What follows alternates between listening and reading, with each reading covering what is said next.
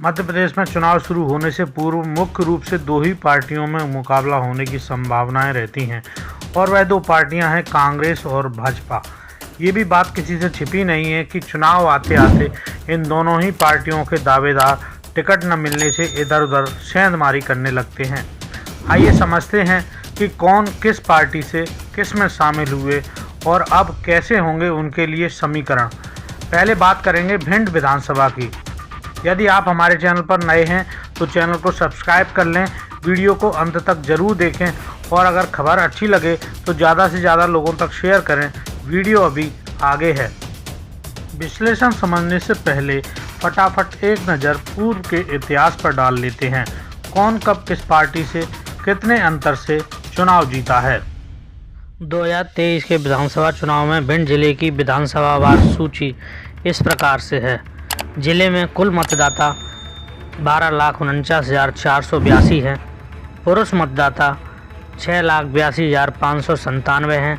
वहीं महिला मतदाता 5,66,877 हैं। वहीं बात करें अन्य मतदाताओं की तो 14 हैं। जिले में मतदान केंद्र कुल 1,476 हैं। वहीं बात यदि भिंड विधानसभा की करें तो यहाँ पर कुल मतदाता 2,64,008 हैं। अगर पुरुष मतदाताओं की बात करें तो यहाँ 1,43,641 हैं। महिला मतदाताओं की संख्या 1,20,365 है। वहीं अन्य मतदाताओं की संख्या मात्र 2 है। भिंड में मतदान केंद्रों की संख्या 296 है।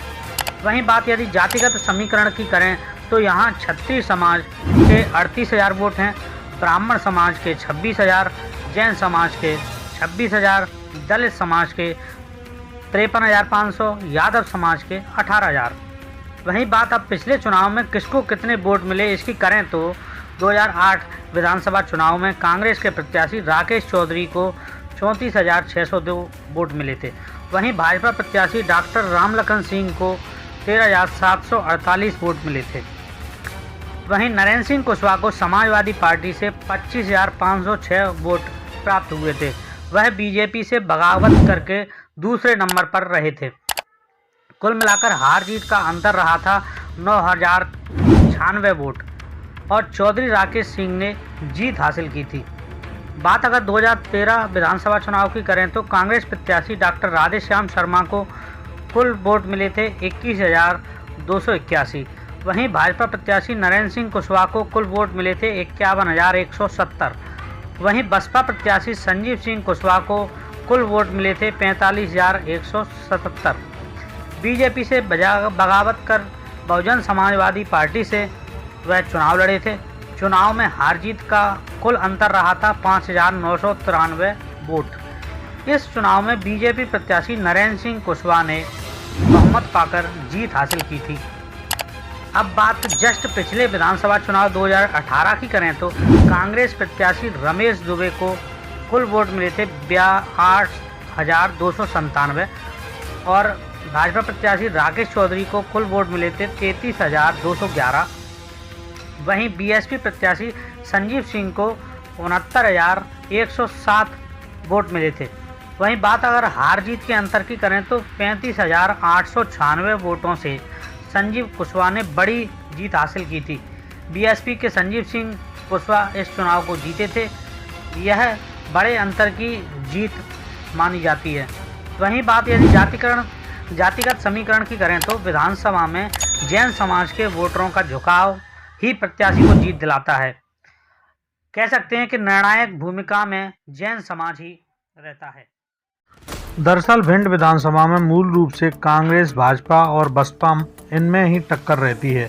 वहीं अब 2023 के चुनाव में कांग्रेस से राकेश चौधरी मैदान में है। वहीं भाजपा ने नरेंद्र सिंह कुशवाहा को टिकट देकर मैदान में उतारा है। आम आदमी पार्टी से राहुल सिंह कुशवाहा मैदान में हैं, जो कांग्रेस पार्टी से तैयारी कर रहे थे, लेकिन अंत में पार्टी से क्षुब्ध होकर वह आम आदमी पार्टी से चुनाव लड़ने के लिए मैदान में उतर आए। वहीं समाजवादी पार्टी से रविशन जैन चुनावी मैदान में हैं। वे भाजपा से इस्तीफा देकर समाजवादी पार्टी में गए हैं। दिलचस्प बात यह है कि बसपा से एक बार फिर संजीव सिंह कुशवाहा मैदान में हैं, जबकि वे भी बसपा छोड़ बीजेपी में शामिल हुए थे, लेकिन टिकट न मिलने पर भाजपा के शीर्ष नेतृत्व को धोखेबाज बताकर बसपा सुप्रीमो मायावती से माफ़ी मांगकर दोबारा बसपा से चुनाव लड़ने मैदान में उतरे हैं।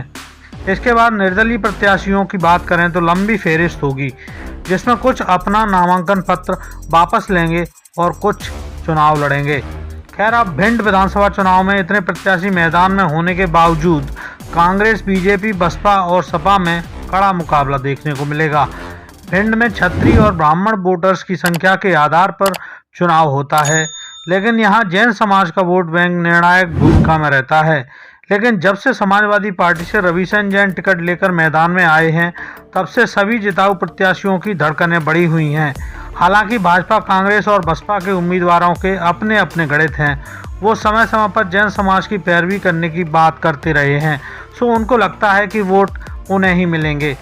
खैर, जो भी हो, अब भिंड विधानसभा में मुकाबला त्रिकोणीय होने जा रहा है, जिससे भाजपा, कांग्रेस और बसपा ही मुख्य रूप से दौड़ में रहेंगे।